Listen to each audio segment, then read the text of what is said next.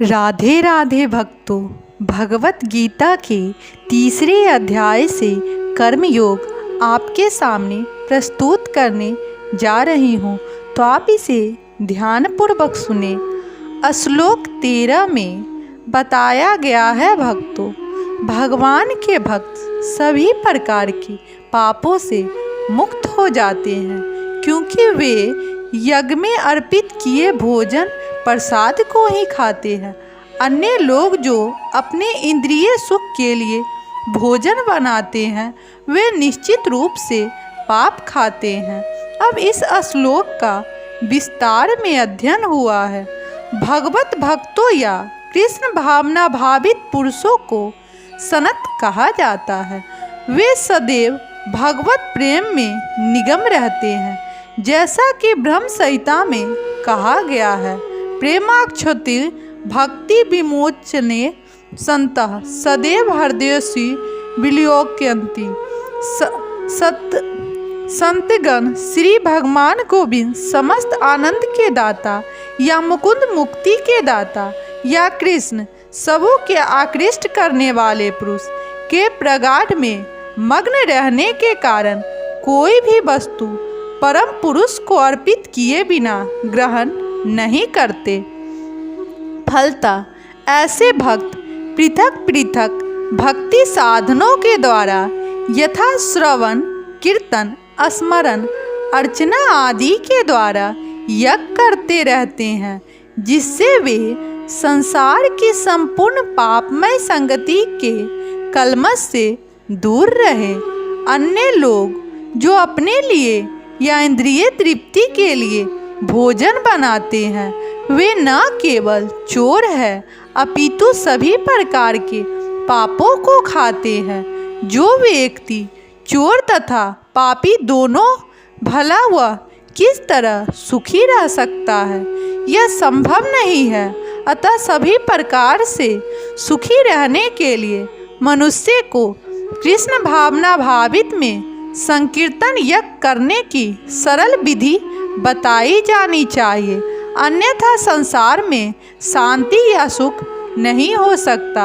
इस श्लोक का मतलब यही है भक्तों कि हम जो भी भोजन ग्रहण करते हैं, वो कृष्ण को भोग लगा के प्रसाद रूप में हम ग्रहण करें, जिससे हमें अधिक कृष्ण भावनावृत बनने का साधन प्राप्त होगा।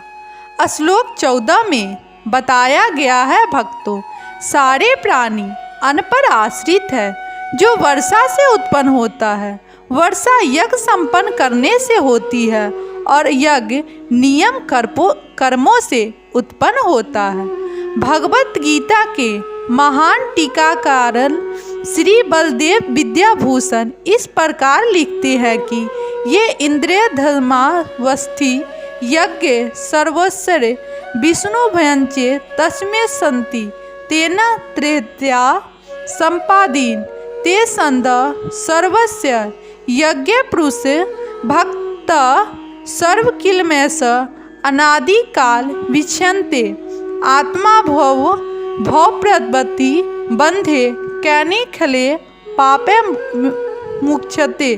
परमेश्वर जो यज्ञ पुरुष अथवा समस्त यज्ञों के भोक्ता कहलाते हैं, वे सभी देवताओं के स्वामी हैं और जिस प्रकार शरीर के अंग पूरे शरीर की सेवा करते हैं, उसी तरह सारे देवता उनकी सेवा करते हैं।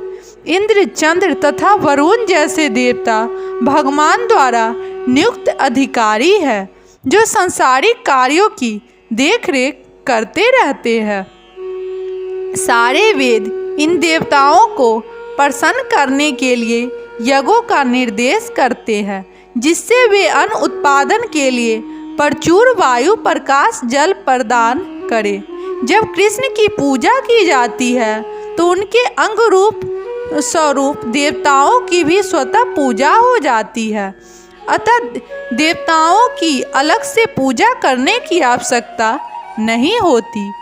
इसी हेतु कृष्ण भावना भावित भगवत भक्त सर्वप्रथम कृष्ण को भोजन अर्पित करते हैं और तब खाते हैं। यह ऐसी विधि है जिससे शरीर का आध्यात्मिक पोषण होता है। ऐसा करने से न केवल शरीर के विगत पापमय कर्म फल नष्ट होते हैं, अपितु शरीर प्रकृति के समस्त कल्मशों से निरापाद हो जाता है। जब कोई छूत का रोग फैलता है तो उसके आक्रमण से बचने के लिए रोगाणुरोधी टीका लगाया जाता है। इसी प्रकार भगवान विष्णु को अर्पित करके ग्रहण किया जाने वाला भोजन हमें भौतिक संतुष्टि के निरापद बनाता है, और जो इस विधि का अभ्यस्त है वह भगवत भक्त कहलाता है। अतः कृष्ण भावना भावित व्यक्ति जो केवल कृष्ण को अर्पित किया गया भोजन करता है, वह उन समस्त विगत भौतिक दुष्टों के फलों का सामना करने में समर्थ होता है, जो आत्म साक्षात्कार के मार्ग में बाधक बनते हैं। इसके विपरीत जो ऐसा नहीं करता है वह अपने पाप कर्म को बढ़ाता रहता है, जिससे उसे सारे पाप फलों को भोगने के लिए अगला शरीर कुकरों सूकरों के समान मिलता है। यह भौतिक जगत नाना कल्मशों से पूर्ण है। जो भी भगवान के प्रसाद को ग्रहण करके उससे निरापाद हो लेता है वह उसके आक्रमण से बच जाता है, किंतु जो ऐसा नहीं करता है वह कल्मश का लक्ष्य बनता है। अन्यथा अथवा शाक वास्तव में खाद्य है। मनुष्य विविध प्रकार के अन्न शाक फल आदि खाते हैं, जबकि पशु इन पदार्थों से उच्छित को खाते हैं। जो मनुष्य मांस खाने के अभ्यस्त है उन्हें भी शाक के उत्पादन पर निर्भर रहना पड़ता है, क्योंकि पशु शाक ही खाते हैं। अतएव हमें अंतोगत्वा खेतों के उत्पादन पर ही आश्रित रहना है, बड़ी बड़ी फैक्ट्रियां के उत्पादन पर नहीं।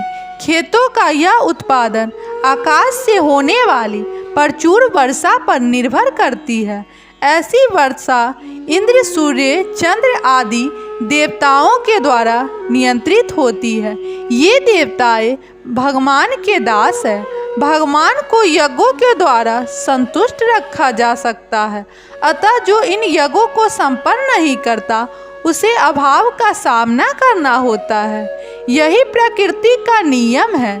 अतः भोजन के अभाव से बचने के लिए यज्ञ और विशेष रूप से युग के लिए संतुष्टि संकीर्तन यज्ञ संपन्न करना चाहिए। राधे राधे भक्तों।